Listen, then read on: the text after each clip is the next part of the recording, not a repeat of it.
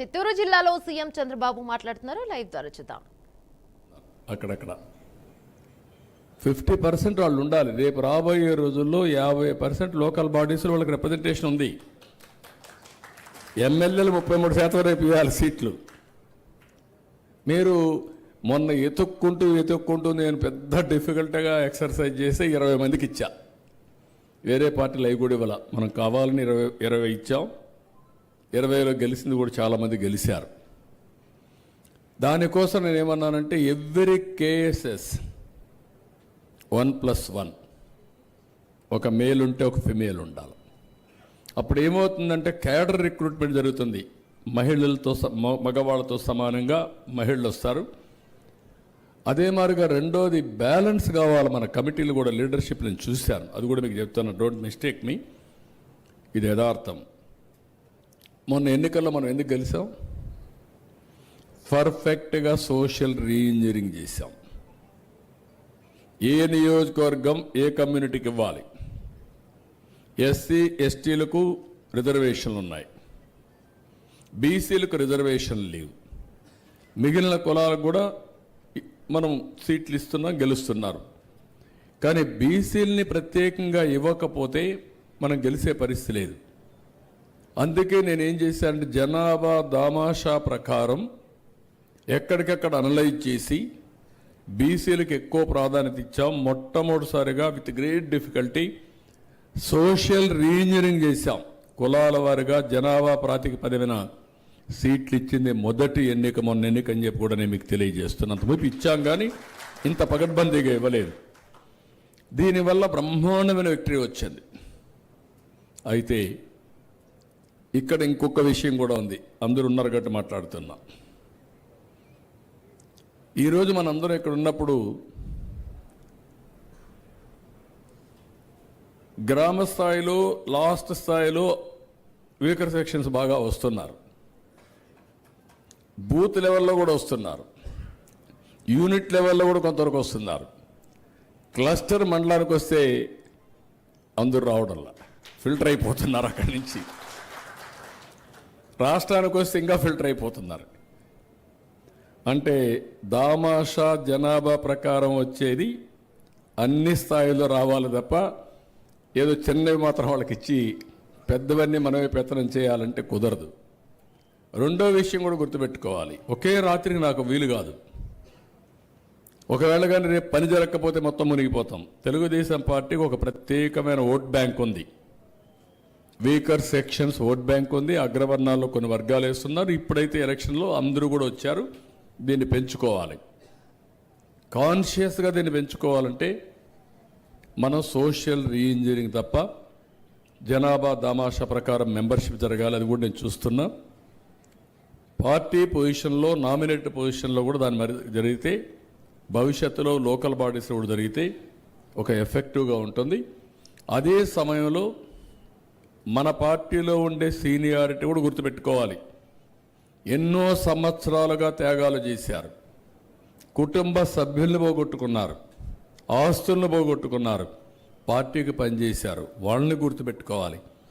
అదే సమయంలో ఇంకొక విషయం కూడా మీరు గుర్తుపెట్టుకోవాలి, పార్టీ నిరంతరం ముందుకు పోవాలి. ఈరోజు ఉంది, రేపు ఉంది, ఎల్లుండి ఉంది. దీనికి కావాల్సింది ఏంటి?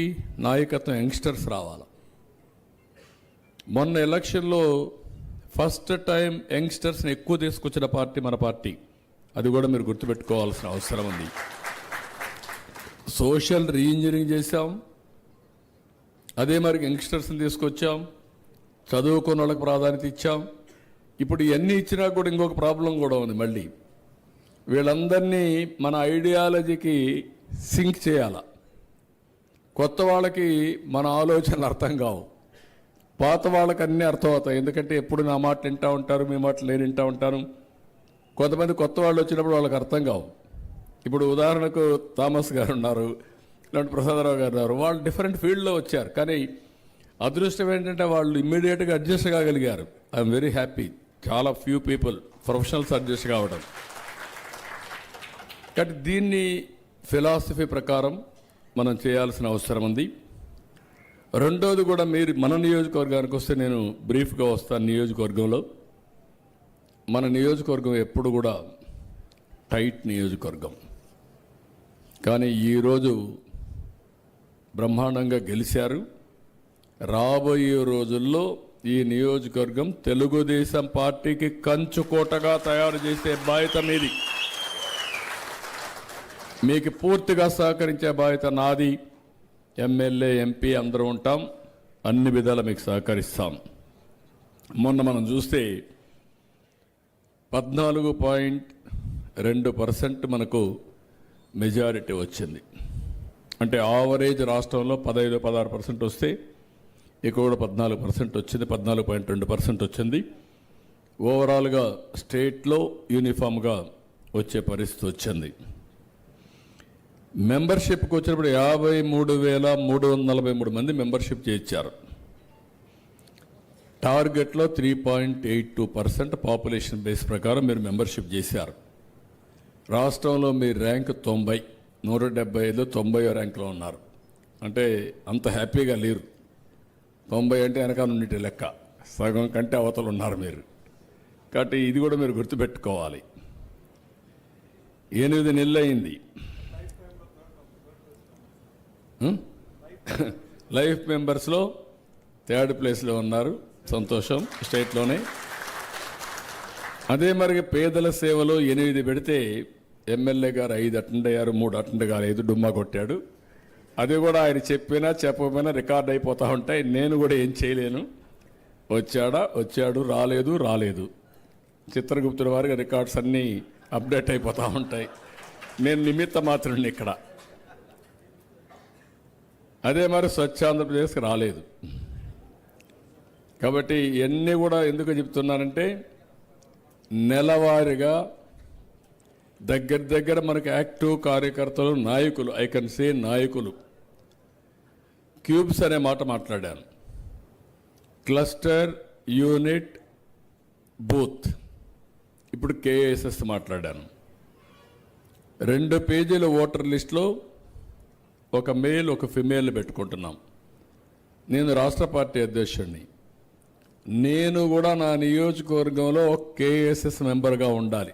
నేను కూడా ఆ 30 కుటుంబాలని అడాప్ట్ చేసుకోవాలి. 120 ఓట్లు అడాప్ట్ చేసుకొని అక్కడ మెజారిటీ తెప్పిస్తేనే నేను పోటీకి అర్హుడిని, లేకుంటే నేను కూడా అర్హుడిని కాదు. ఆ సిద్ధాంతం తీసుకొస్తున్నా. మీ ఎమ్మెల్యేగా ఉండాలంటే ఒక పేజీని అడాప్ట్ చేసుకొని ఆ 60 మందిని, 120 మందిని ఆయన బాగు చేసే పరిస్థితి రావాలి. అంటే గ్రాస్ రూట్ రిలేషన్స్ తెలియాలి. అదే సమయంలో రాష్ట్రంలో ఉండే ముఖ్యమైన నాయకత్వం అంతా